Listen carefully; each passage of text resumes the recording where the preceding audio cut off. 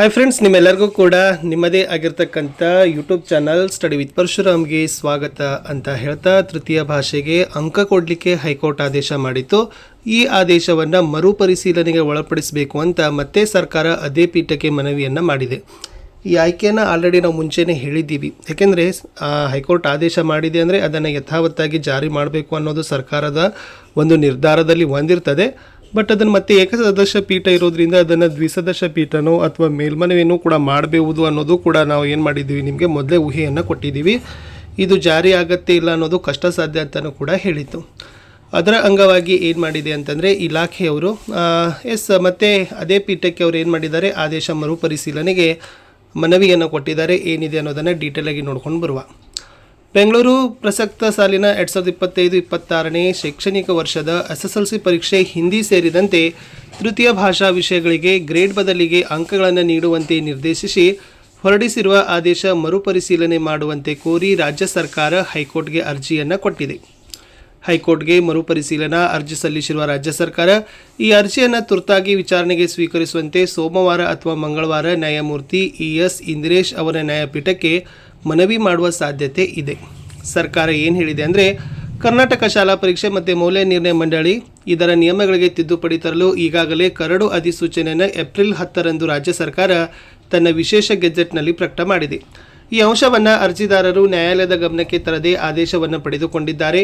ಇದೇ ವಿಷಯಕ್ಕೆ ಸಂಬಂಧಿಸಿದಂತೆ ಸಲ್ಲಿಸಲಾಗಿದ್ದ ಸಾರ್ವಜನಿಕ ಹಿತಾಸಕ್ತಿ ಅರ್ಜಿ ವಜಾಗೊಳಿಸಿದ ವಿಭಾಗೀಯ ನ್ಯಾಯಪೀಠ ಅರ್ಜಿದಾರರಿಗೆ 1 ಲಕ್ಷ ರೂಪಾಯಿ ದಂಡ ವಿಧಿಸಿದೆ. ಈ ವಿಷಯವನ್ನು ಪ್ರಸ್ತುತ ಅರ್ಜಿದಾರರು ನ್ಯಾಯಾಲಯದ ಗಮನಕ್ಕೆ ತರದೆ ಸತ್ಯಾಂಶ ಮರೆಮಾಚಿದ್ದಾರೆ ಎಂದು ಮರುಪರಿಶೀಲನಾ ಅರ್ಜಿಯಲ್ಲಿ ಸರ್ಕಾರ ಪ್ರತಿಪಾದನೆ ಮಾಡಿದೆ. ಮೂಲ ರಿಟ್ ಅರ್ಜಿ ಸಂಬಂಧ ನ್ಯಾಯಾಲಯಕ್ಕೆ ಆಕ್ಷೇಪಣೆ ಸಲ್ಲಿಸಲು ಸರ್ಕಾರಕ್ಕೆ ಅವಕಾಶವೇ ಸಿಕ್ಕಿಲ್ಲ.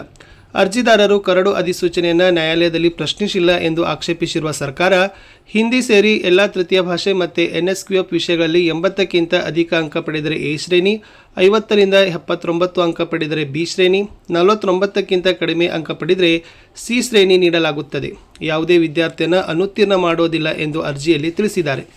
ಗ್ರಾಮೀಣ ಮತ್ತು ನಗರ ಪ್ರದೇಶದ ವಿದ್ಯಾರ್ಥಿಗಳ ನಡುವೆ ಸಮಾನ ಅವಕಾಶ ಕಲ್ಪಿಸಲು ಹಾಗೂ ಪರೀಕ್ಷಾ ಒತ್ತಡವನ್ನು ಕಡಿಮೆ ಮಾಡಲು ಈ ತೃತೀಯ ಭಾಷೆ ಮತ್ತು NSQF ವಿಷಯಗಳಿಗೆ ಅಂಕಗಳ ಬದಲಾಗಿ ಗ್ರೇಡ್ ನೀಡಲು ಉದ್ದೇಶಿಸಲಾಗಿದೆ. ಅಂಕದ ಬದಲು ಗ್ರೇಡ್ ನೀಡೋದು ಸುಧಾರಣಾ ಕ್ರಮವಾಗಿದೆ. ಇದು ಹೆಚ್ಚಿನ ವಿದ್ಯಾರ್ಥಿಗಳಿಗೆ ಪ್ರಯೋಜನಕಾರಿಯಾಗಿದೆ. ಸರ್ಕಾರದ ನಡೆಯಿಂದ ತೃತೀಯ ಭಾಷೆ ತಿರಸ್ಕಾರಕ್ಕೆ ಒಳಗಾಗ್ತದೆ ಎಂಬ ವಾದದಲ್ಲಿ ಹುರುಳಿಲ್ಲ. ಆದ್ದರಿಂದ ಏಪ್ರಿಲ್ 15ರಂದು ಹೊರಡಿಸಿರುವ ಆದೇಶವನ್ನು ಮರುಪರಿಶೀಲಿಸಬೇಕು ಎಂದು ಸರ್ಕಾರ ನ್ಯಾಯಾಲಯಕ್ಕೆ ಕೋರಿದೆ.